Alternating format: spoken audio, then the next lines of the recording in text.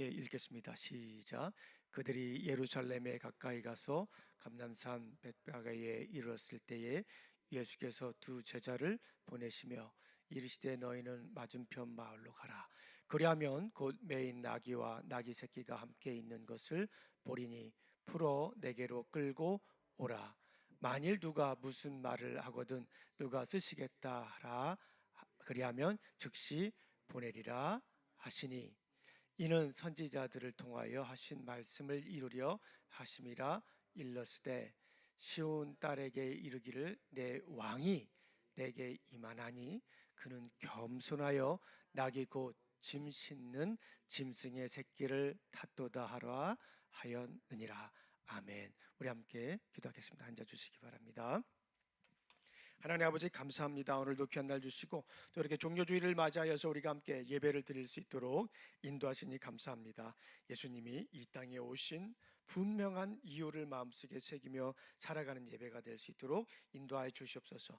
오늘도 이렇게 귀한 예물을 드렸습니다. 바친 예물들을 기억하여 주시고 하늘 문을 열어 복을 내려 주실 줄로 믿습니다. 우리 삶 가운데 거둬들인 귀한 예물입니다. 직장과 가정과 사업 외 자녀들 위해 우리 하나님의 크신 사랑이 함께하여 주시옵소서.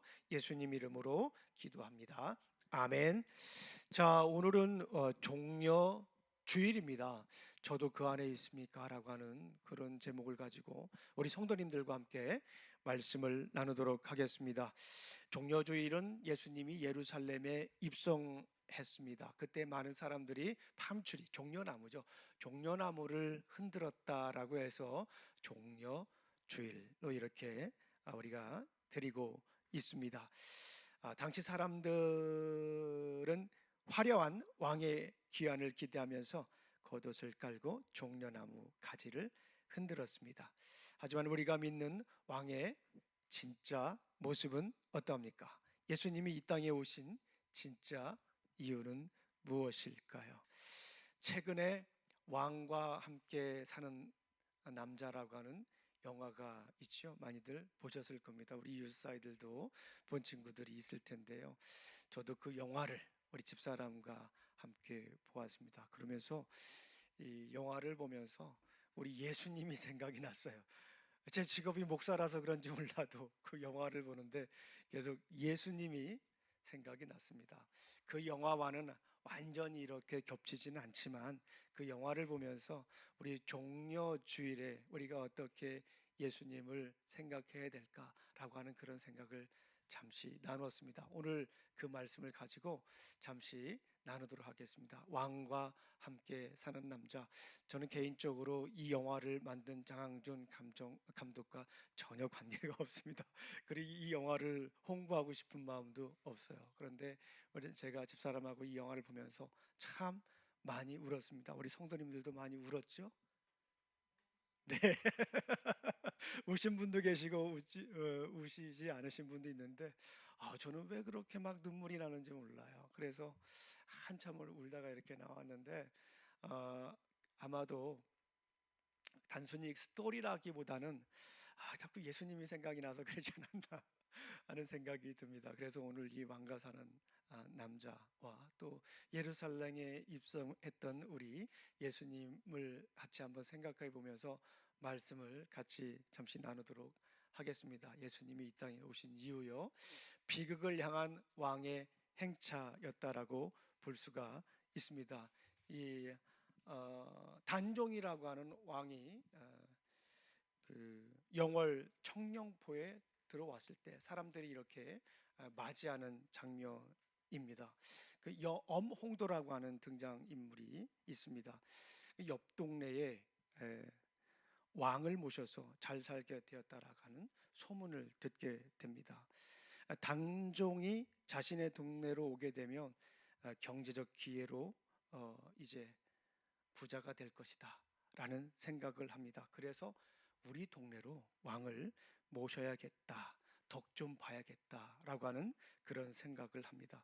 옆마을처럼 우리도 잘 살 수 있겠지라는 세속적인 욕망이 환대의 밑바탕에 깔려 있다라고 볼 수가 있습니다.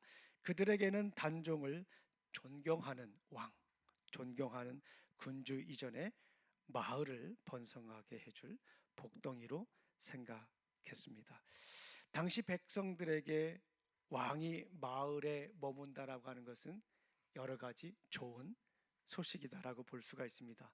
이것을 오늘날로 생각을 해보면 대규모 국가 프로젝트가 있을 수 있습니다. 대기업과 공장이 들어설 수 있는 기회이기도 합니다. 인프라의 개선이 될 것이라는 기대가 있었습니다. 왕이 왔으니까 조그마한 산골 동네 길도 넓히지 않겠습니까? 길도 닦지 않겠습니까? 그리고 다리도 놓지 않겠습니까? 그러면 거기에 많은 또 기업들이 들어오지 않겠습니까? 공장들이 들어오지 않겠습니까? 도로가 뚫리면서 교통이 좋아지면서 더 많은 경제적 활동이 일어나지 않겠습니까? 그러면서 덕 좀 보겠다라고 생각을 했을 수도 있습니다. 거기서 그치는 것이 아니라 왕이 머문 곳이니까 그 이후에 관광 산업도 발달할 수 있겠다 생각을 충분히 할 수 있습니다. 이는 곧 마을 사람에게 커다란 시장이 경제적 기회가 생기는 것이다라고 볼 수가 있습니다. 영화에서 단종이 영월 청령포에 입성하는 장면은 백성들이 기대했던 것과 달리 화려한 행차는 아니었습니다. 고립과 죽음을 향한 길이었죠. 단종이 영월포로 귀향을 오는 것은 권력 투정에서 밀려난 유배였다라고 이렇게 볼 수가 있습니다. 단종은 화려한 통치자가 아니라 고난받는 왕으로, 밀려난 왕으로, 처참한 왕으로, 비참한 왕으로서 그 자리에 오게 된 것이죠. 우리가 이 장면을 보면서 저는 예수님의 예루살렘 입성이 오버랩됐습니다. 예수님의 예루살렘 입성도 마찬가지이죠. 우리가 잘 아시는 것처럼 예수님이 예루살렘에 들어왔을 때 어떻습니까? 그림에 보는 것처럼 많은 사람들이 환호를 했어요. 자기 옷을 깔고 예수님이 거기 지나가길 바랬습니다. 종려나무를 흔들었어요. 왕의 행차를 환영하는 장면입니다. 이것은 우리가 잘 아시는 것처럼 어떤 내용입니까? 로마의 정치적인 압박으로부터, 억압으로부터 해방해 주세요라고 하는 거예요. 이전과 달리 이제는 당당한 한 나라의 백성으로서 살게 해줄 그런 기회를 생각한 겁니다. 예수님을 어쩌면 복덩이로 생각했을 수도 있습니다. 그래서 많은 사람들이 그렇게 외쳤어요. 호산나, 호산나 이렇게 외쳤죠. 제가 칼럼에도 썼지만 호산나라고 하는 뜻이 무엇입니까? 이제 구원해 주세요. 호시아나, 이제 구원해 주세요. 이 지긋지긋한 가난에서 구원해 주세요. 이 지긋지긋한 정치적인 압박에서 구원해 주세요. 해방해 주세요. 너무나도 답답합니다. 너무나도 불편합니다. 이제는 예수님이 오셨기 때문에 구약 성경에서 예언한 그 메시아가 오셨기 때문에 우리는 자유함을 누리며 살겠습니다. 그렇게 살게 해주세요라고 외치는 거예요. 호시아나, 호시아나 그렇게 외치지 않습니까? 그런데 우리가 잘 아는 것처럼 어떻습니까? 나중에 이 사람들은 뭐라고 외칩니까? Crucify him, crucify him. 예수님을 죽이라고 얘기를 합니다. 자기가들이 기대했던 그런 예수님의 모습이 아니자 바로 돌변하는 그런 모습을 우리가 볼 수가 있습니다. 예수님이 어린 나귀를 타고 예루살렘에 들어오신 이유는 군림하기 위해서가 아니라 인류의 죄를 대신해 죽기 위해서 오셨죠. 그분은 정치적인 해방자가 아니라 스스로를 희생하여 영원한 생명을 누리는 고난받는 종으로 이 땅에 오셨습니다. 우리가 읽으셨던 것처럼 마태복음 21장 5절 말씀 우리 다시 한번 읽어볼까요? 마태복음 21장 5절 말씀을 우리 한번 천천히 읽어보도록 하겠습니다. 네. 마태복음 21장 5절 말씀을 우리 함께 천천히 읽겠습니다. Matthew chapter 21 verse 5입니다. 우리 함께 읽겠습니다. 시작.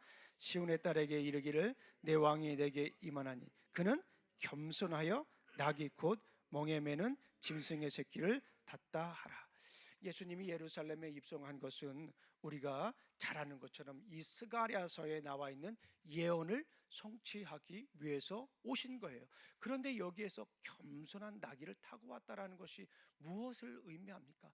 결국에는 예수님은 십자가에 못 박혀 돌아가실 것이다 라는 것이에요. 그러니까 어떻게 보면 이 당시 이스라엘 백성들이 생각할 때는 정말 비극이에요. 십자가에서 죽을 것이 아니라 왕의 자리에 올라서 해방해 주고 자유를 주고 경제적인 이득을 주어서 예전에 다윗이 누렸던 그 영토를 다시 한번 회복할 뿐만 아니라 다윗과 솔로몬에게 임하였던 그 태평성대를, 그 부요함을 누릴 것을 기대했는데 그렇지가 않고 예수님은 십자가에 못 박혀 돌아가셨어요. 그것도 잘 아시는 것처럼 가장 최고의 죄인에게 처해지는 벌, 가장 혹독한 벌, 십자가에 못 박혀 돌아가셨어요. 이스라엘 백성들에게, 당시 이스라엘 백성들에게는 너무나도 무기력한, 힘없는, 보잘것없는 그런 모습으로 예수님은 이 땅에 오셨다라는 것입니다. 그러나 진정한 왕은 자신의 왕이 아닌 백성을 사랑하기 위해 죽음의 자리로 기꺼이 입성하셨다라고 볼 수가 있는 것이죠. 바로 그 십자가 사랑이 바로 우리를 살리죠. 바로 그 십자가 사랑, 비참한 그 사랑이 우리에게는 뜨거운 사랑이 되는 것입니다. 예수님이 이 땅에 오신 진정한 목적 무엇입니까? 겸손으로 예수님은 이 땅에 오셨죠. 어떻습니까? 이 처음에 이 단종이 영월에 도착했을 때 궁궐의 벽을 허물고 마을 사람들과 함께 섞여 살지 못했죠. 처음에는 거리를 두며 살았던 모습을 봅니다. 백성들과 점점 거리를 두고 살았죠. 그러나 단종은 서서히 이제 깨닫습니다. 우리 영화 보신 분들은 잘 아시겠지만 처음에는 마을 사람들이 정성껏 준비한 음식도 먹지 않습니다. 날이 지나면서 계속해서 이들과 조금씩 어몽두라는 사람과 만나면서 백성들의 마음을 조금씩 알아가게 됩니다. 깨닫죠. 자신을 감시하는 군졸들 사이에서 오직 진심으로 자신의 끼니를 걱정하는 이는 투박한 사투리의 어몽두와 마을 사람들이라는 것을 이제 알게 됩니다. 어느 날 단종이 먼저 문을 열고 나오죠.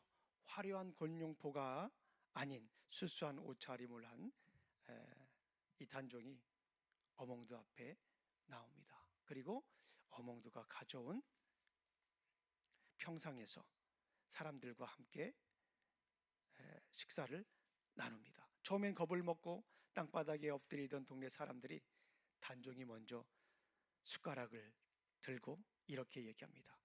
나도 그대들과 다를 바 없는 사람이다 라고 이렇게 얘기를 하니까 사람들도 마음을 열고 함께 시간을 보냅니다.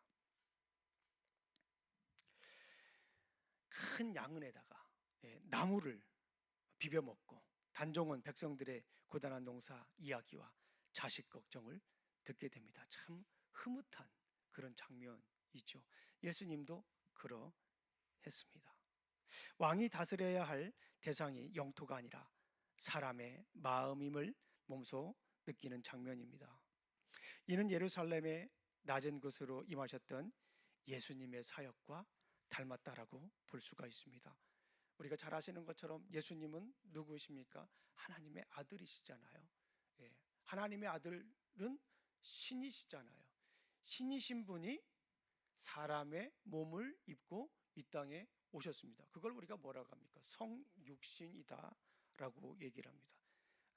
예수님은 우리의 배고픔, 우리의 눈물, 우리의 고통을 직접 겪기 위해 이 땅에 내려오셨다라고 볼 수 있습니다. 그리고 우리의 비참한, 우리의 아픈, 우리의 슬픈 마음을 어루만져 주셨어요. 우리 빌립보서 2장 7절 말씀을 우리 함께 읽어보도록 하겠습니다. 빌립보서 2장 7절 말씀입니다. 자, 우리 예전에 신약의 보따리를 하면서 빌립보서도 우리가 살펴보았습니다. 빌립보서 2장 하면 두 가지를 떠올리라고 했죠. 네, 삼위일체 그리고 예수님의 겸손, 낮아짐을 볼 수가 있습니다. 빌립보서 2장 7절 말씀을 우리 함께 천천히 읽어보도록 하겠습니다. 에베소서 다음에 빌립보서이죠. 2장 7절 말씀입니다. 시작.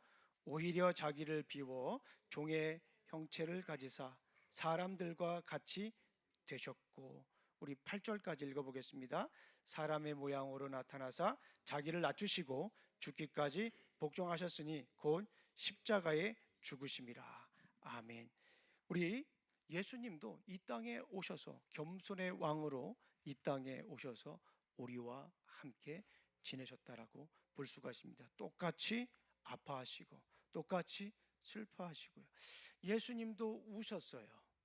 우리가 잘 아시는 것처럼 예수님도 우시는 모습을 우리가 볼 수가 있습니다. 주님은 멀리 계신 분이 아니라 우리의 삶의 가장 초라한 자리까지 내려와서 우리와 함께 사시는 분이다라고 볼 수가 있습니다. 자, 그리고 예수님이 이 땅에 오신 이유, 왕의 명단에 드는 삶. 우리가 예수님이 우리를 너무나도 사랑하셔서 또 우리의 이름을 다 기억하십니다. 영화 절정에서 단종은 이렇게 고백합니다. 더 이상 나로 인해 내가 사랑하는 사람들을 잃고 싶지 않다. 더 이상 나로 인해 내가 사랑하는 사람들을 잃고 싶지 않다. 영화를 보신 분들은 아시겠지만 이 단종의 그 표정, 특별히 단종의 그 눈빛을 보면서 너무너무 슬프더라고요. 더 이상 나로 인해 내가 사랑하는 사람들을 잃고 싶지 않다. 단종 주변에 있는 사람들이 계속 죽잖아요. 물론 단종이 유배 오게 된 이유도 여러 가지가 있지만 주변에 있는 분들이 계속 죽었잖아요. 아버지도 죽고 계속 죽잖아요. 할아버지도 죽고 아버지도 죽고 계속 죽잖아요. 자기를 지켜주었던 사람들이. 그래서 결국에는 유배지에 왔는데 유배지에 와서도 계속 자기와 함께 있는 사람들이 힘들고 어렵고 죽어가는 그런 모습들을 보면서 이런 이야기를 해요. 17살밖에 되지 않은 이 단종이 이런 고백을 합니다. 더 이상 나로 인해 내가 사랑하는 사람들을 잃고 쉽지 않습니다. 유배지의 척박한 삶 속에서 단종이 마주한 것은 자신을 향한 권력의 칼날만이 아니었죠. 자신을 위해 밥상을 차리고 곁을 지키고 보이지 않는 곳에서 희생당하는 무고한 백성들의 눈물이었습니다. 단종은 깨닫죠. 자신이 왕으로 존재하는 한 그를 사랑하는 이들은 계속해서 죽음의 위협을 당해야 한다는 비극적인 사실을 알고 있었습니다. 그래서 그는 결단을 합니다. 더 이상 나로 인해 내가 사랑하는 사람들을 잃고 싶지 않다. 이 고백은 왕으로서의 권위를 포기한 선한 동시에 사랑하는 이들을 지키기 위해 자신을 온전히 내던지겠다는 가장 고귀한 희생의 수용이었습니다. 단종이 영혼의 어둠 속에서 나로 인해 더 이상 피 흘리는 것을 보고 싶지 않다라고 말할 때 겟세마네 동산에서 땀방울이 핏방울이 되도록 기도하셨던 예수님의 심정과 맞닿았습니다. 마태복음 26장 9절 말씀 우리 너무나도 잘 아시지 않습니까? 우리 한번 마태복음으로 다시 가서 한번 찾아보겠습니다. 마태복음 26장 9절 말씀입니다. 마태복음 26장 9절 말씀, 예수님께서 겟세마네 동산에서 기도하던 모습입니다.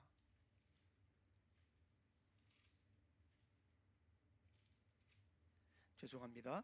마태복음 26장 42절입니다. 죄송합니다. 42절 말씀을 우리 함께 읽겠습니다. 겟세마네에서 기도하시는 예수님의 모습입니다. 우리 함께 읽겠습니다. 시작. 다시 두 번째 나아가 기도하여 이르시되 내 아버지여 만일 내가 마시지 않고는 이 잔이 내게서 지나갈 수 없거든 아버지의 원대로 되기를 원하나이다 하시고, 이 모습을 보면서 어, 예수님이 얼마나 우리를 사랑하시는지 우리가 깨달을 수 있습니다. 단종이 고백했죠. 더 이상 나로 인해 내가 사랑하는 사람들을 잃고 싶지 않다. 이 모습을, 이 얘기를 보면서 예수님의 이 겟세마네 기도가 생각이 났습니다. 얼마나 힘들겠습니까? 어렵고 아프고 이 죽어야 되는 이 마음이 얼마나 고통스럽겠습니까? 인간이신 예수님의 마음이죠. 충분히 이해가 됩니다. 그런데 예수님은 우리를 사랑하셔서, 예수님이 이 땅에 오셔서 십자가에 못 박혀 돌아가셔야 이스라엘 백성들을, 죄인들을 구원할 수 있는다는 사실을 너무나도 잘 아셨어요. 그래서 예수님은 십자가에 못 박혀 돌아가시게 되죠. 저는 이 본문을 읽을 때마다 제 머릿속에 떠오르는 곡이 있어요. 우리 성도님들 여러 번 들으셨을 거예요. 제가 예전에 한국에서 사역하던 교회가 이 고난주일 때, 부활주일 때 칸타타라고 하는 것을 했어요. 저희 지휘자분이 대전의 한밭 교향악단 지휘자분이셨어요. 평상시에는 우리 성가대 분들하고만 했는데 부활절 칸타타하고 크리스마스 칸타 때는 본인과 함께 있는 교향악단 중에 올 수 있는 분들을 모셔서 함께 교회에서 아주 크게 음악을 했습니다. 찬양을 드렸습니다. 심지어 이 팀파니까지도 가지고 왔어요. 얼마나 웅장했습니까? 그런 여러 가지 칸타타를 했는데 그 중에 하나 이 부활절 칸타타 때 항상 저에게 솔로를 시키셨어요. 그분이 이 찬양이에요. 아버지여 아버지여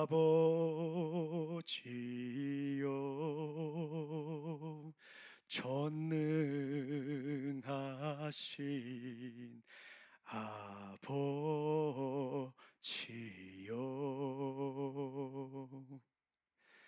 이렇게 찬양하는 그런 곡이었습니다. 그리고 이제 후반부에 그렇지요. 그러나 아버지여 나의 원대로 마옵시고 아버지의 뜻대로 행하길 원하나이다.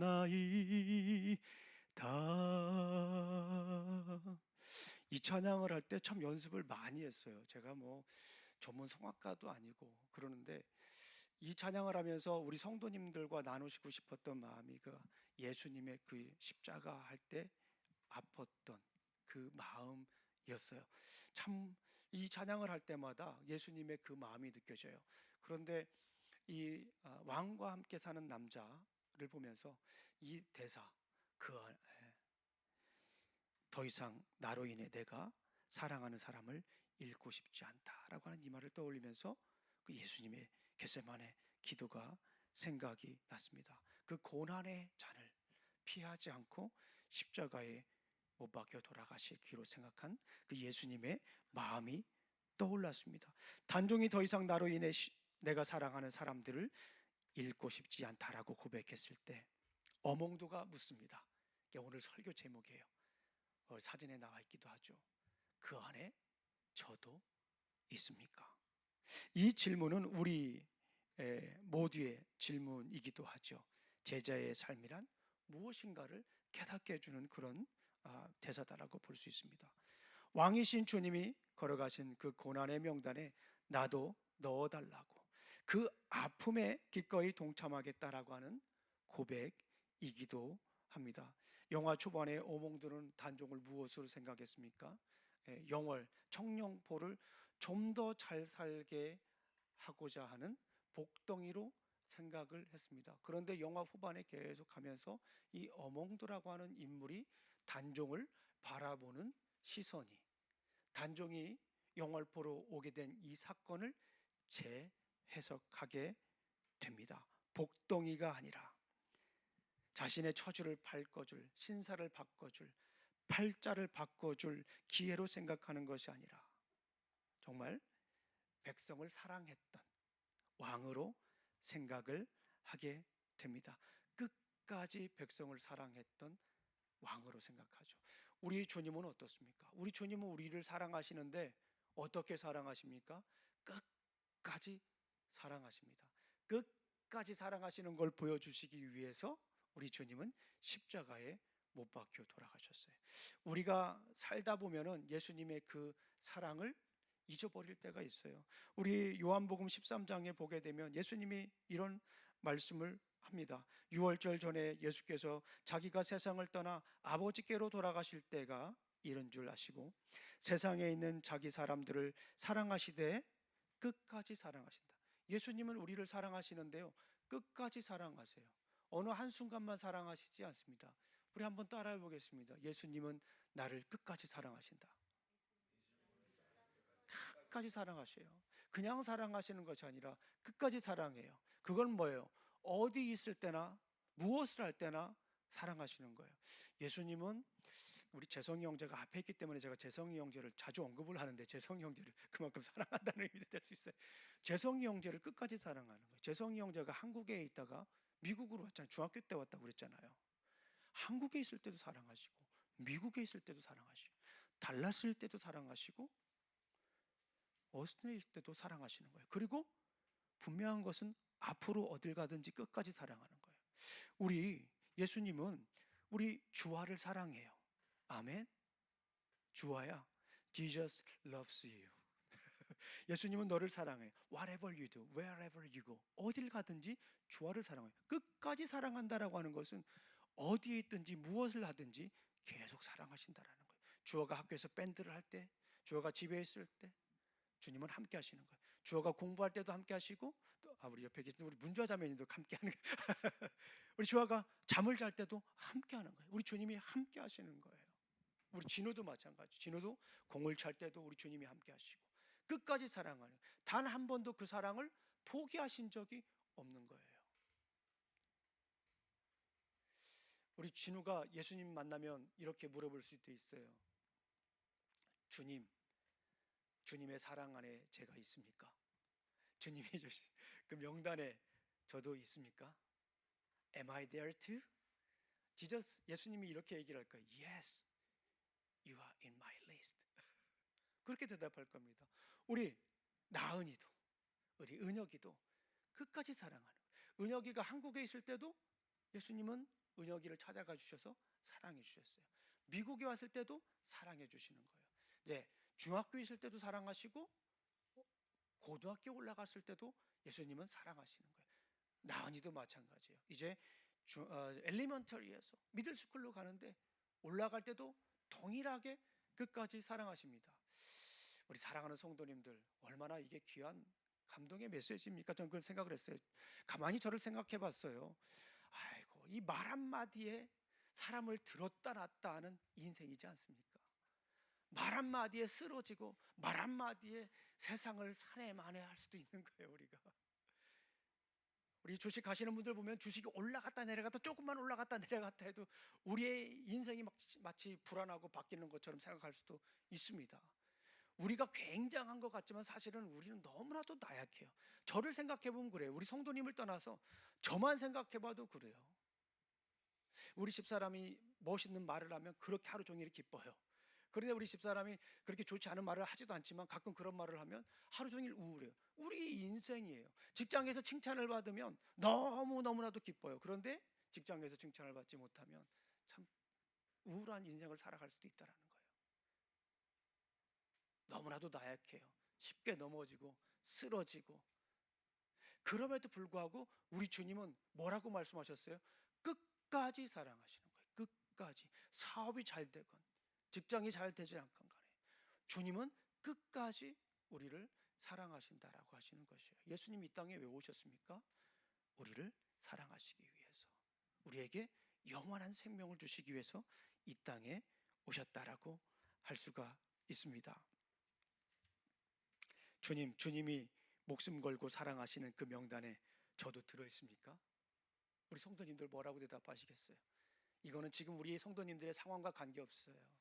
무엇을 하든지 무엇을 추구하시든지 어느 곳에 사시든지 어떤 가치관으로 살아가시든지 상관없습니다. 누구와 사는지 상관이 없는 거예요. 주님이 목숨을 걸고 사랑하시는 그 명단에 저도 들어있습니까? 주님이 라고 대답하실까요? 그래, 너도 있다. 그래, 너도 있다. 그러면 우리가 어떻게 살아야 됩니까? 주님의 그 사랑을 받았으니까 우리도 그 사랑을 나누어 주며 살아야 돼요. 우리 안에는 이모셔널 탱크가 다 있어요. 러브 탱크라고도 할 수 있어요. 다들 이 안에, 사람은 겉으로 보면은 탱크가 없는 것 같지만 그 안에 다 탱크가 있습니다. 여러분들 그 안에 예수 그리스도의 사랑을 가득 담고 살아야 돼요. 예수님이 끝까지 우리를 사랑하신다고 하셨잖아요. 왜 이 땅에 오셨어요? 왜 십자가에 못 박혀 돌아가셨어요? 우리를 끝까지 사랑한다라고 하는 것을 보여주시기 위해서 그러신 거예요. 우리 사랑하는 성도님들, 이모션 탱크를 한번 이렇게 점검해 보세요. 그 안에 예수님의 그 사랑이 있습니까? 예수님의 그 사랑을 가득 채우세요. 자식들 탓할 거 없습니다. 직장 탓할 거 없습니다. 직장 상사 탓할 거 없습니다. 남편 탓할 거 없습니다. 자식들 탓할 거 없습니다. 내 안에 예수 그리스도의 사랑이 듬뿍 있어야 우리는 살아갈 수가 있어요. 그래야 나누어 주며 살아갈 수 있어요. 직장 상사가 좀 나오게 해도, 자식들이 좀 내 마음에 차지 않더라도, 내 뜻대로 되지 않더라도, 우리의 인생이 괜찮지 않더라도 내 안에 예수 그리스도의 그 사랑이 가득 있으면 넉넉하게 이기며 살아갈 줄로 믿습니다. 주님이 목숨 바쳐 사랑하시는 그 명단에 저도 있습니까? 주님이 목숨 바쳐 사랑하시는 그 명단에 저도 있는 줄로 믿습니다. 그러기에 주님이 가시는 그 고난의 길 저도 함께 걸어가겠습니다. 그리고 고난 뒤에 임한 하나님의 영광에 같이 그 영광과 함께 살겠습니다. 이런 고백이 되시기를 간절히 소망합니다. 우리 기도하시겠습니다. 하나님 아버지 감사합니다. 오늘도 이렇게 또 귀한 날 주시고 종려주일에 우리 한번 예수 그리스도의 사랑을, 예수 그리스도의 십자가를, 예수 그리스도의 고난의 의미를 우리가 생각해 봅니다. 아버지, 주님이 원하시는 그 길을 우리도 함께 따라갈 수 있도록 지켜주시옵소서. 때로는 그 길이 고난의 길이고, 때로는 그 길이 버거운 길이고, 때로는 그 길이 답답한 길이지만 주님의 사랑 붙잡고 생명의 길, 진리의 길, 영광의 길임을 믿고 따라가겠습니다. 예수님 이름으로 기도합니다. 아멘. 우리 시간